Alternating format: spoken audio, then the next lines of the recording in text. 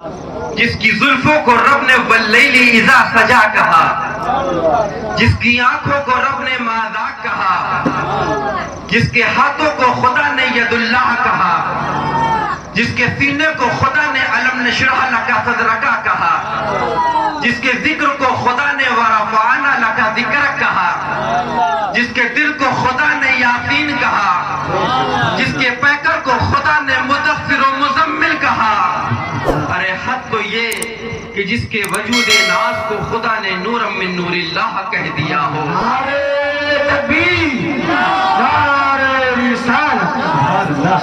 اس رسول ہاشمی کی بارگاہ میں ہدیہ درود و سلام کا نذرانہ پیش کریں اور پڑھیں اللہم صلی علی سیدنا و مولانا محمد وبارک وسلم صلو علیہ صلاۃ و سلام علیک یا رسول اللہ صلی اللہ تعالی علیہ وسلم۔ حضرات محترم، سورج غروب ہو جانے کے بعد چاند کے مطابق 13 تاریخ لگ چکی ہے۔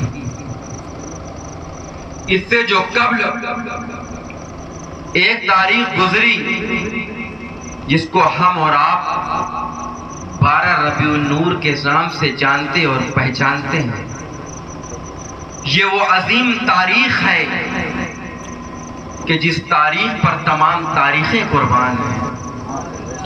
یہ وہ عظیم رات ہے کہ جس عظیم رات کے صدقے تمام راتوں کو اللہ نے پیدا فرمایا ہے۔ آپ دیکھ رہے ہیں کہ کم از کم 20 بچوں کے سر مبارک پر ناظرہ کی دستار رکھی گئی ہے۔ اب میں ایک سوال کرتا ہوں کہ جب تھامس الوا ایڈیسن نے لائٹ کا آوشکار کیا تھا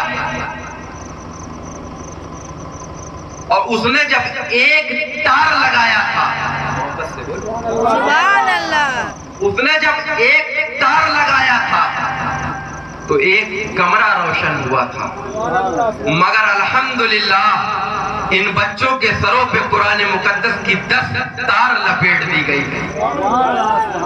10 تار لپیٹ دی گئی ہے۔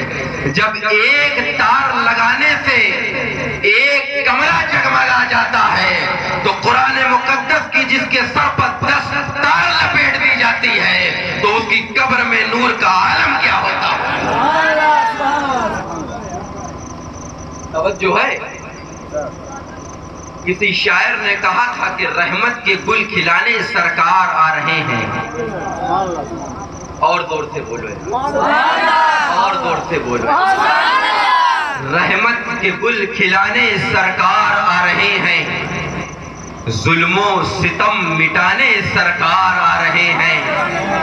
تھرا کے بت یہ بولے کہ نکلو اب کعبے سے باہر، رب کا پتہ بتانے سرکار آ رہے ہیں، رب کا پتہ بتانے سرکار آ رہے ہیں۔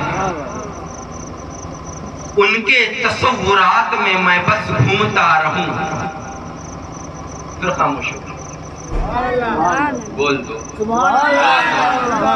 دو، ان کے تصورات میں میں بس گھومتا رہوں، پی پی کے ان کا جام صدا میں جھومتا رہوں، وہ میرے چلے آگے آگے پل صراط پر، میں پیچھے پیچھے نقشے قدم چومتا رہوں۔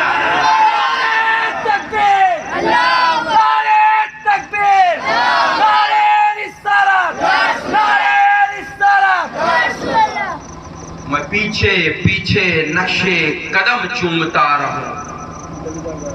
لوگوں میری صحت پہ نہ جانا، یہ صرف 1.5 فصلی کا آدمی ہے، مگر آواز کہاں سے نکلتی ہے یہ اللہ اس کا رسول جانتا ہے۔ اور جو سب سے اچھے مدرس تھے ہماری جماعت کے حافظ احتشام صاحب، اللہ ان کی عمر میں برکتیں عطا فرمائے، ان کو علم عمل میں برکتیں عطا فرمائے، وہ آرام کرنے چلے گئے، کافی تھک گئے ہیں بیچارے۔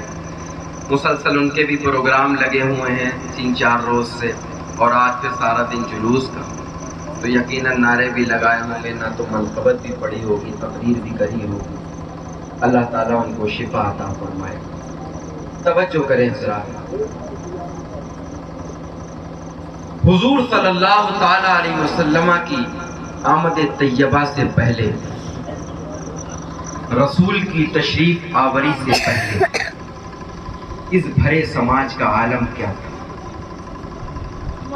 کتنا اتیاچار، ظلم، بھرشٹاچار، زیادتیاں، مظالم کے پہاڑ توڑے جا رہے تھے. انسان انسانیت کا لباس اتار بیٹھا تھا. یہی انسان گمراہی کے دہانے پر چل رہا تھا. جانتے ہیں آپ، سرکار کی آمد سے پہلے، سرکار کی ولادت مبارکہ سے پہلے مچی تھی دھومیں، مچی تھی رنگ رنگیلیاں.